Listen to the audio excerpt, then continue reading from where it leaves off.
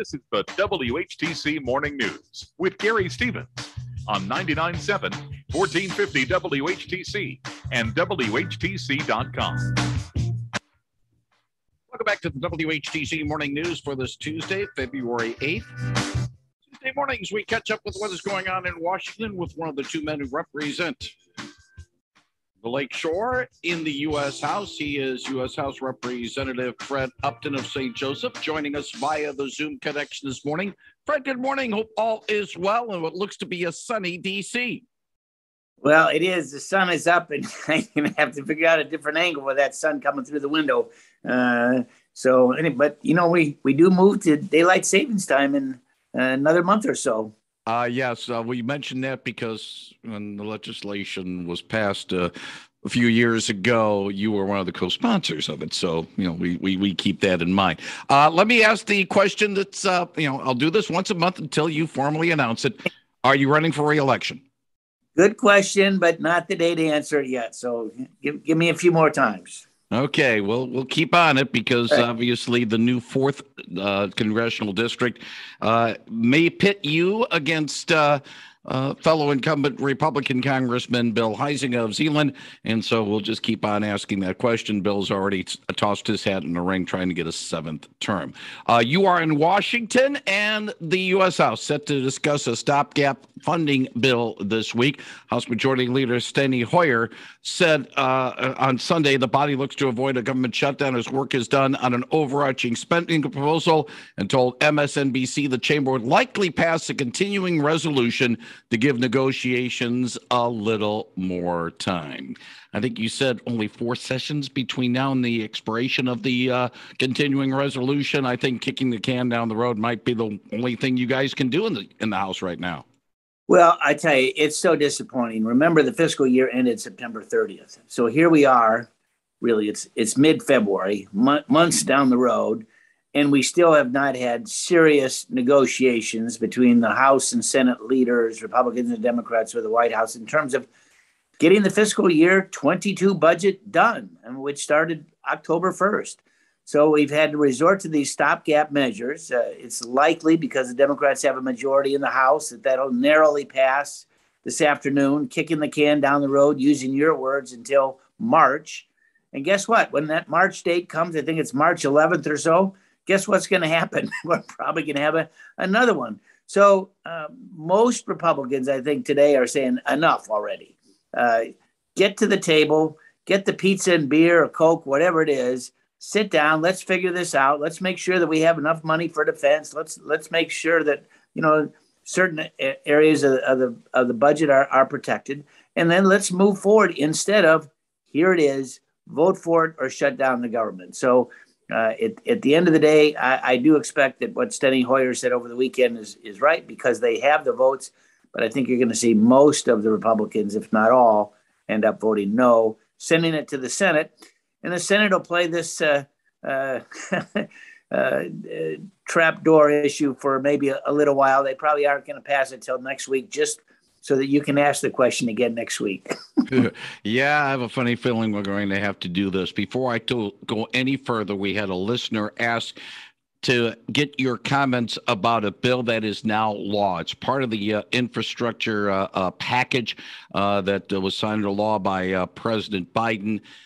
It's the kill switch law to require vehicle kill switches into every new vehicle, car, truck, SUV sold in this country in 5 years' time.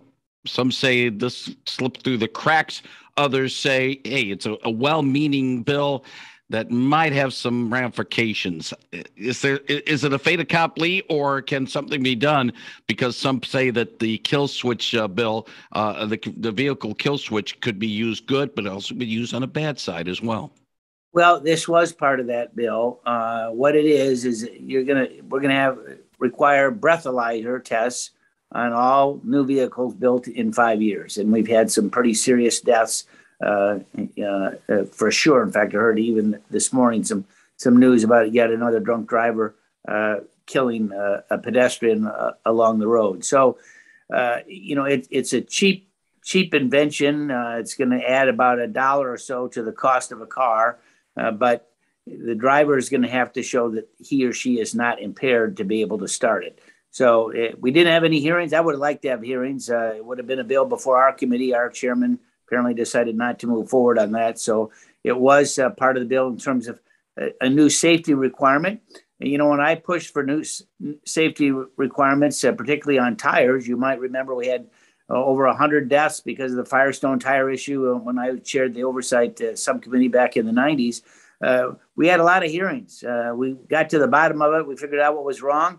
And now you have a sensor on your car telling you if that tire is low and needs to be filled up with air pressure. So it was a cheap invention. It was about, I don't know, again, less than $1 added to the cost of a car, but it saved a lot of lives. So hopefully this is done. So let's hope that at the end of the day, it's just another reminder. Don't drink and drive. Yeah, as I said, it has well-meaning intentions. Some say it could be, let's put it this way, it could be used for other people's advantage, this kill switch thing. So, what one person can invent, another can figure out to get around that, I'm afraid there, Fred. Now, one other thing, too, and I want to, this is really more for Bill Heisinger because of the fact that the IRS is backing away from use of facial recognition over an uproar over privacy issues. And Heisinger's office yesterday put out a press release saying that he was going to put legislation to try to stop the IRS for doing this.